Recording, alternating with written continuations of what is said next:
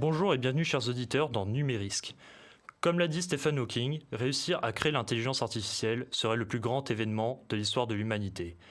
Malheureusement, ce pourrait aussi être le dernier, à moins que nous n'apprenions à éviter les risques. Aujourd'hui, nous nous retrouvons pour une émission sans querelle sur l'intelligence artificielle. Nous allons donc débattre autour de la controverse liée à cette nouvelle technologie. Nous avons ici Louane Bolzer, célèbre écrivaine dont l'identité a été usurpée. Bonjour Louane. Bonjour, merci de m'accueillir. Mais de rien. Alors, racontez-nous ce qui s'est passé et comment vous l'avez découvert. Eh bien, pour tout vous dire, je me baladais tranquillement sur les réseaux sociaux comme n'importe qui, quand j'ai été mentionnée sous une publication. Je suis tout naturellement allée voir et j'ai lu la critique avant même de voir le livre critiqué. Pouvez-vous nous dire la critique si vous vous en souvenez ? Bien sûr, ça donnait quelque chose du genre « très déçu de cette autrice que j'aimais beaucoup, aucune âme, aucun sentiment ». Bref, un livre tout simplement plat. J'ai alors scrollé pour voir le livre, et quelle fut ma surprise de ne pas reconnaître ni le titre ni la couverture. Dites-nous comment avez-vous su qu'il ne s'agissait pas tout simplement d'une fan réutilisant votre style d'écriture ? J'ai commencé par rechercher sur Internet pour trouver d'autres cas. Je suis tombée sur un article découvrant des auteurs et autrices copiés par IA pour se faire de l'argent. J'ai donc décidé d'essayer avec un détecteur. Le résultat a été positif à 96%. Donc l'intelligence artificielle représente une menace au quotidien. Et pour décrypter cela, nous avons donc Lucas Klein, critique en nouvelles technologies pour Le Figaro. Bonjour Lucas. Bonjour Mayol. Et nous sommes aussi en compagnie d'un autre invité, expert en IA, Sébastien, confrère. Bonjour Sébastien. Bonjour. Alors pour commencer, Lucas, pouvez-vous nous dire quels sont les principaux dangers liés à l'intelligence artificielle de nos jours ? Alors, tout d'abord, on peut prendre l'exemple de notre invité, Louane, qui a subi une usurpation d'identité. Mais sachez que le cas de Louane n'est pas un cas isolé.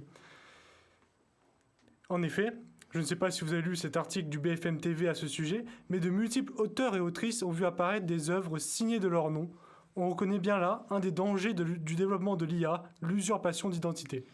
C'est sûr que c'est un vrai problème dans notre société. Qu'avez-vous à dire face à cela pour défendre les intelligences artificielles, Sébastien ? Alors certes, l'IA peut être dangereuse si elle est mal utilisée, mais utilisée à bon escient, celle-ci peut être vraiment utile. Par exemple, dans l'éducation, elle est de plus en plus utilisée, surtout dans les cours en ligne, comme par exemple sur Duolingo, l'appli pour apprendre des langues.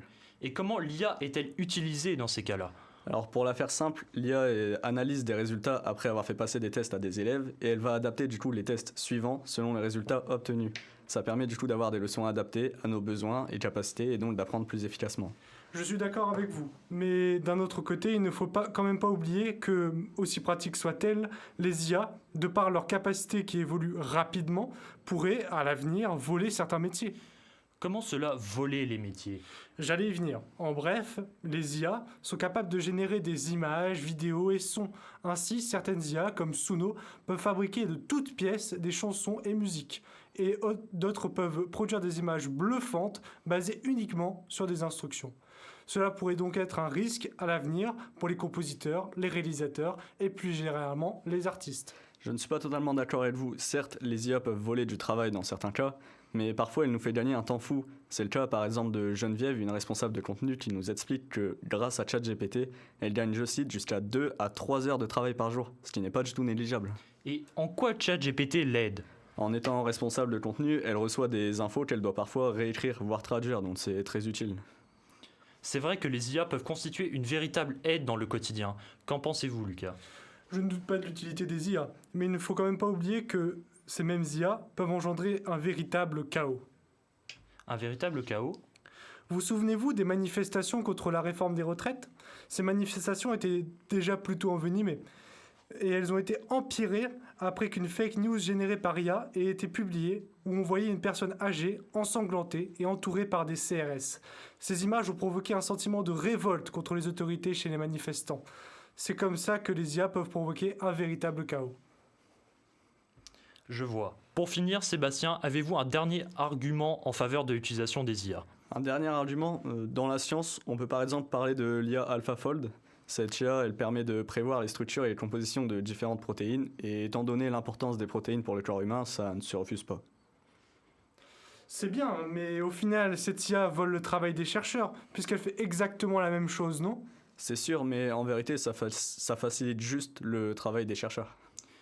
Alors, comme on l'a vu, il n'y a pas de réponse unique. Tout dépendra de la manière dont nous, en tant que société, choisiront d'utiliser les IA et de les réguler. Ce qui est certain, c'est qu'elles continueront à jouer un rôle de plus en plus grand dans nos vies. Il est essentiel de rester informé et actif dans les discussions sur son avenir. Merci à tous nos intervenants pour leur point de vue éclairé et merci à vous, chers auditeurs, pour votre écoute. A très bientôt pour un nouvel épisode de Numérisque et d'ici là, restez curieux et critiques face aux avancées technologiques.